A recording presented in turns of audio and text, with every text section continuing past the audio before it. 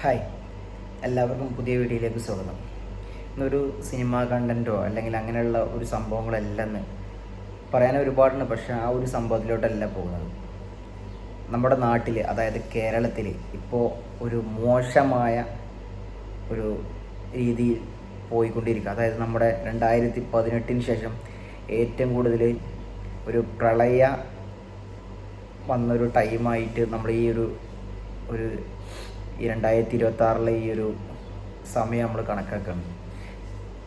വയനാട്, കോഴിക്കോട്, മലപ്പുറം, പത്തനംതിട്ട, കോട്ടയം, അങ്ങനെ എല്ലാവിധ കൊല്ലം, അങ്ങനെ ഒരുപാട് സ്ഥലങ്ങളിൽ വെള്ളപ്പൊക്കവും, അതായത് ഈ മഴ നിൽക്കാതെ പെയ്തതിന് ശേഷം വെള്ളപ്പൊക്കവും, അതുപോലെ തന്നെ 2 നില ഉയരത്തിലുള്ള വീട്ടിലൊക്കെ വെള്ളം കയറിയിട്ടുള്ള ഒരു പ്രശ്നം. അതുപോലെ പലയിടങ്ങളും ഉരുൾപൊട്ടിയിട്ട് ആളുകൾ അതിൽ പെട്ട് 6, 8, 10 ആളുകൾ മരണപ്പെട്ട സാഹചര്യം നമ്മൾ ഈ അടുത്ത് കണ്ടു.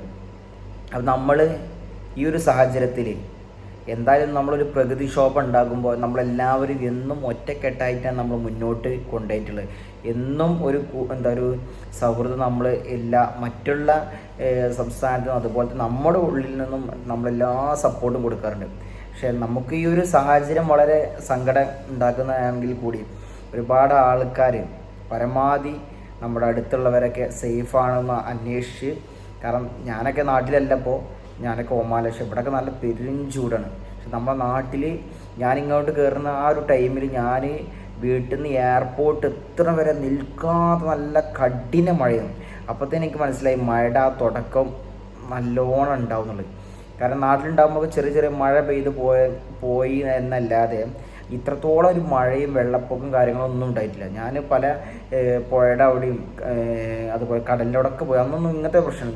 പക്ഷെ നമ്മുടെ ഈ പ്രത്യേകിച്ച് പൊന്നാനി ഭാഗത്തൊക്കെ നമ്മുടെ കടലിൻ്റെ അടുത്തുള്ള ഒരുപാട് വീടുകൾ നശിച്ചു, അവിടെ വെള്ളം കയറിയായിട്ട് ഇപ്പോൾ അടുത്തടുത്ത് ഈ നദികളും പുഴകളും കടലൊക്കെ ഉള്ള ആ ഏരിയയിൽ പ്രത്യേക നാശനഷ്ടങ്ങൾ ഉണ്ടായിട്ട് എല്ലാവരും പരസ്പരം അങ്ങോട്ടും ഇങ്ങോട്ടൊക്കെ സഹകരിച്ച് നമ്മുടെ സഹോദരങ്ങളെ മാക്സിമം സപ്പോർട്ട് ചെയ്യണമെന്ന് മാത്രമേ പറയാൻ പറ്റുള്ളൂ. കാരണം അങ്ങനെയുള്ള ഒരു സാഹചര്യത്തിലൂടെ നമ്മുടെ കേരളം ഇപ്പോൾ മുന്നോട്ട് പോകും. നമ്മളിങ്ങനെയുള്ള എല്ലാ പ്രശ്നങ്ങൾ വരുമ്പോഴും നമ്മൾ മുന്നോട്ട് സഹകരണം ഉണ്ടാവാറുണ്ട്. അതുപോലെ തന്നെ ഈ ഒരു ടൈമിലും അവരെ ചേർത്ത് പിടിച്ചാൽ മാത്രമേ ഈ ഒരു പ്രളയത്തിൽ നമുക്ക് രക്ഷ നേടാൻ പറ്റുള്ളൂ. എല്ലാവരും പരമാവധി ഒരു പ്രശ്നം ഉണ്ടാകുന്ന ഏരിയയിൽ പോവാതെ, അതായത് നമ്മൾ അവിടെ പോയാൽ നമ്മളെ ജീവൻ അപായപ്പെടുന്ന ഉറപ്പുണ്ടെങ്കിൽ നമ്മൾ ആ ഒരു ഭാഗം പോവാതെ നമ്മൾ അതിനുള്ള സേഫ്റ്റികൾ എടുക്കാൻ അതിനുള്ള ബന്ധപ്പെട്ടവർ വിവരം അറിയിച്ചതിന് ശേഷം നമ്മൾ അങ്ങോട്ടൊക്കെ പോകുക. കാരണം നമ്മളൊരു പ്രത്യേകിച്ച് ഇപ്പോൾ ഈ മഴയാകുമ്പോൾ പല ആളുകളും, പ്രത്യേകിച്ച് അവിടെ പ്രശ്നം കാര്യങ്ങളൊന്നും ഇല്ലെങ്കിലും പല ആളുകളും പോകുന്ന ഈ വെള്ളക്കെട്ടുകളിലൊക്കെ നീന്താനും ഒഴുക്കിലൊക്കെ നീന്താൻ പോകുന്നത്. പക്ഷെ അതൊക്കെ നമ്മുടെ ജീവൻ തന്നെ ഇല്ലാതാകാൻ ഉള്ള സാഹചര്യം ഒരുപാടുണ്ടാവും. നമ്മളെ ഒരു ആവേശത്തിൽ നമ്മൾ ഈ മഴ കാണുമ്പോൾ അങ്ങനെ പോകും, പക്ഷേ നമ്മുടെ ജീവൻ പിന്നെ തിരിച്ച് കിട്ടാത്ത രീതിയിൽ. അപ്പം പല ആളുകളും ഈ ഒരു ടൈമിൽ അങ്ങനെയുള്ള